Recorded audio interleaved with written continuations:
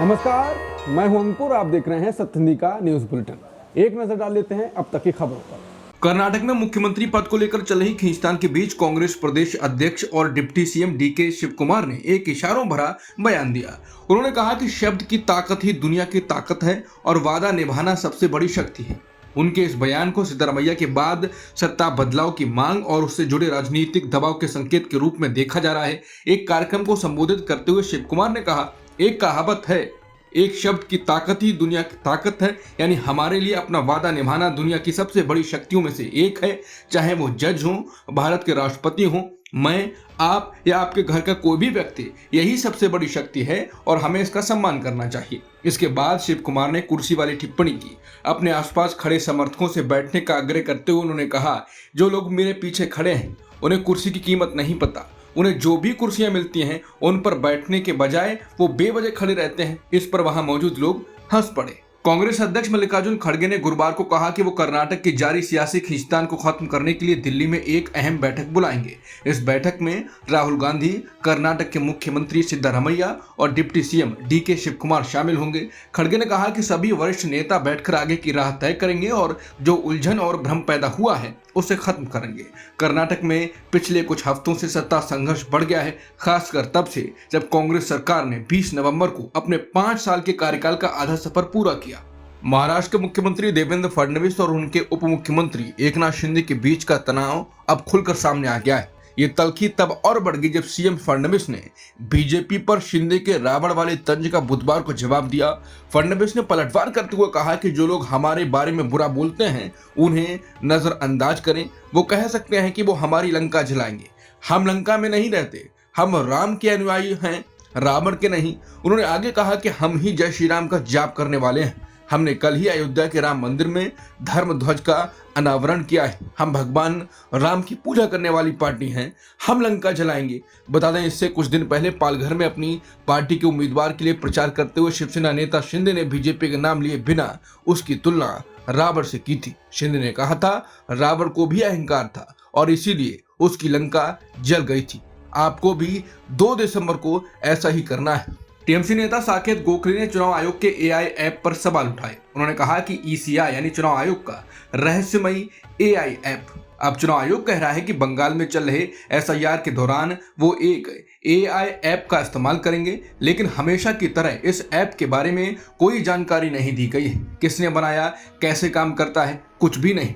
App का vendor और developer कौन है, क्या इस ऐप का एआई पक्षपात के लिए ऑडिट किया गया है, डुप्लीकेट एंट्री खोजने के लिए एआई की जरूरत ही क्या है जब ये काम साधारण पीडीएफ सॉफ्टवेयर से आसानी से हो सकता है।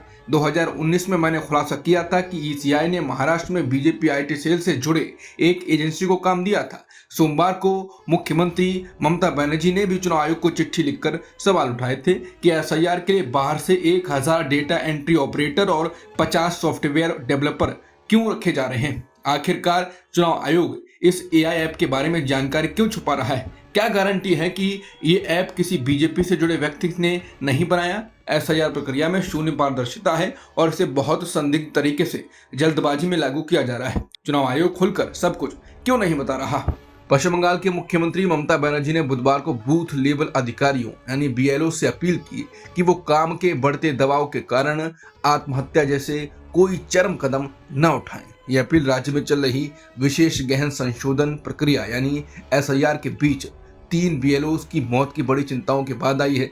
एक सार्वजनिक संबोधन के दौरान ममता बनर्जी ने कहा, आप आत्महत्या न करें क्योंकि जीवन बहुत कीमती है। फिर भी अधिकारियों को कोई दया नहीं है और उन्हें बीएलओ से मिलने और उनकी बात सुनने में ही 48 घंटे लग गए। मुख्यमंत्री ने राजस्थान, मध्य प्रदेश और केरल सहित अन्य राज्यों में भी बीएलओ की मौत का हवाला दिया और दावा किया कि तृणमूल कांग्रेस अध्यक्ष के अनुसार बीएलओ हर जगह मर रहे थे। उन्होंने मुख्य निर्वाचन अधिकारियों पर विरोध कर रहे बीएलओ से न मिलने और उनकी शिकायतें न सुनने के लिए कड़ा रुख भी अपनाया। ममता ने कहा कि उनकी मांगें जायज हैं, लेकिन अपनी शिकायतें सुनाने के लिए उन्हें सीईओ से मिलने के लिए 48 घंटे तक इंतजार करना पड़ा। इन बुनियादी मांगों को सुनने के लिए क्या उन्हें इतने समय की जरूरत थी? उनमें इतना अहंकार क्यों है?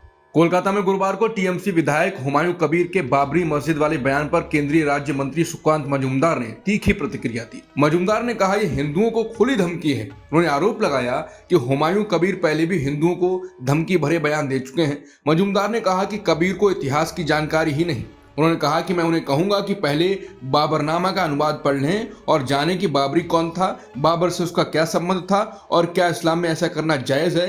ये लोग पढ़ते नहीं हैं, ये मदरसा छाप लोग इतिहास नहीं जानते, इसलिए ऐसी बातें करते हैं। निफ्टी ने गुरुवार को 26,285 का नया आंकड़ा छुआ। ये 80 अंक बढ़त है। लगभग 14 महीने बाद निफ्टी ने रिकॉर्ड तेजी हासिल की है। सेंसेक्स भी शुरुआती कारोबार में तेजी से चढ़ा और बाजार खुलने के तुरंत बाद 85,843 के स्तर पर पहुंचा। मजबूत शुरुआत की वजह से निफ्टी अपने पुराने रिकॉर्ड के पार निकल गया। निफ्टी ने सितंबर 2024 में छुए गए 26,277 के पिछले उच्च स्तर को पार कर लिया। सेंसेक्स भी सितंबर 2024 के अपने रिकॉर्ड 85,978 के बिल्कुल करीब पहुंच गया। सुप्रीम कोर्ट ने गुरुवार को दिल्ली एनसीआर की लगातार बिगड़ती हवा की गुणवत्ता पर चिंता जताई।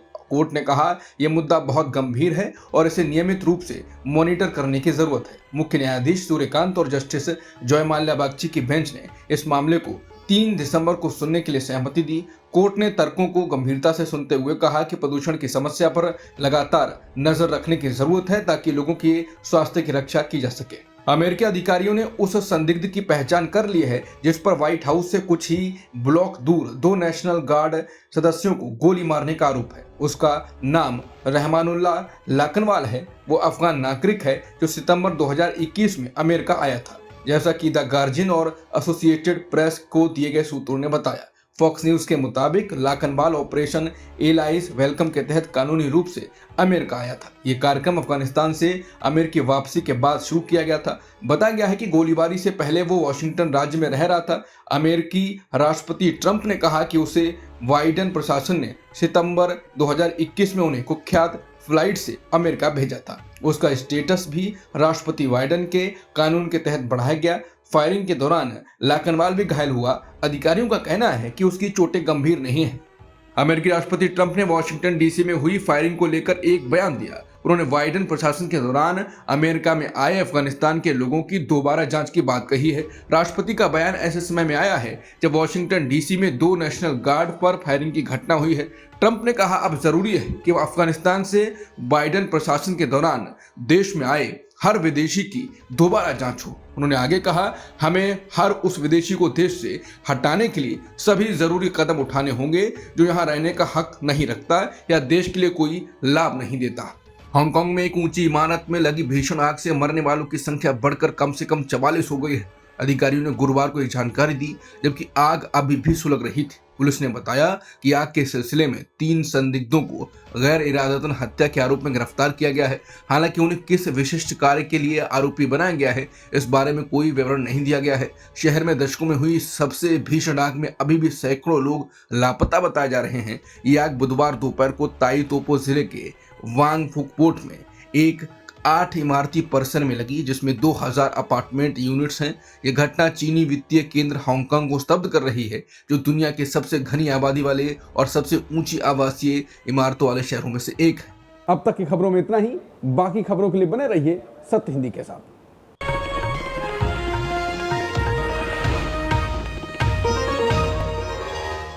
Copyright disclaimer under Section 107 of the Copyright Act 1976. Allowance is made for fair use for purposes such as criticism, comment, news reporting, scholarship, and research.